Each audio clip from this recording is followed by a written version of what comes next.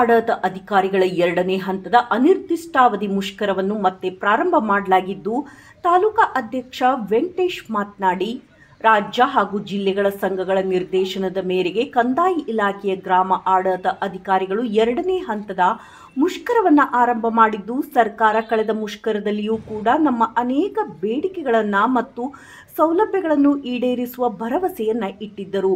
ಅದರಂತೆ ರಾಜ್ಯ ಸರ್ಕಾರವು ಈ ಬೇಡಿಕೆಯನ್ನು ಈಡೇರಿಸುವ ಕಾರ್ಯ ನಿರ್ವಹಿಸಬೇಕು.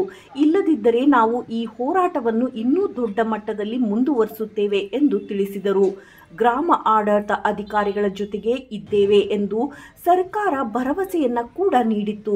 ಅದರಂತೆ ಸಚಿವರು ಗ್ರಾಮ ಆಡಳಿತ ಅಧಿಕಾರಿಗಳ ಸಮಸ್ಯೆಗಳಿಗೆ ಆದಷ್ಟು ಬೇಗ ಸ್ಪಂದಿಸಿ ತಮ್ಮ ಹಲವು ಬೇಡಿಕೆಗಳು, ಸೌಲಭ್ಯಗಳು ಹಾಗೂ ಬೇಡಿಕೆಗಳನ್ನು ಈಡೇರಿಸುವಂತೆ ಅನಿರ್ದಿಷ್ಟ ಅವಧಿಯವರೆಗೂ ಮುಷ್ಕರ ನಡೆಸಲಾಗುವುದು.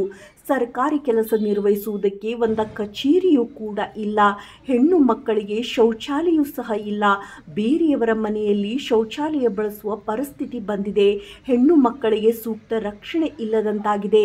ದಯವಿಟ್ಟು ನಮ್ಮ ಬೇಡಿಕೆಗಳನ್ನು ಸರ್ಕಾರ ಈಡೇರಿಸಬೇಕೆಂದು ಕೇಳಿಕೊಳ್ಳುತ್ತೇನೆ ಎಂದು ಶ್ವೇತಾ ಅವರು ತಿಳಿಸಿದರು. ಇದೇ ಸಂದರ್ಭದಲ್ಲಿ ಮಾತನಾಡಿದ ವಿಲೇಜ್ ಅಕೌಂಟೆಂಟ್ ಮುರಳೀಧರ್, 23 ವರ್ಷ ಕಳೆದರೂ ನಮಗೆ ಕೆಲಸದಲ್ಲಿ ತುಂಬ ಅವಮಾನವಾಗುತ್ತಿದೆ. ನಮಗೆ ಈ ವಿಚಾರವಾಗಿ ತುಂಬ ಅನ್ಯಾಯವಾಗುತ್ತಿದ್ದು, ಯಾವ ಒಂದು ಸೌಲಭ್ಯವೂ ಇಲ್ಲ, ಪ್ರಮೋಷನ್ ಸಹ ಇಲ್ಲ. ಯಾತಕ್ಕಾಗಿ ನಾವು ಕೆಲಸ ಮಾಡಬೇಕು ಎನ್ನುವ ಪ್ರಶ್ನೆ ಕಾಡುತ್ತಾ ಇದೆ ಎಂದು ಸರ್ಕಾರದ ವಿರುದ್ಧ ಕಿಡಿಕಾರಿದರು. IAS, IPS ಅಧಿಕಾರಿಗಳ ವರ್ಗಾವಣೆ ಮತ್ತು ಎಲ್ಲ ಸೌಲಭ್ಯಗಳು ಅವರಿಗೆ ಎಲ್ಲ ರೀತಿಯಲ್ಲಿ ಸಿಗುತ್ತವೆ.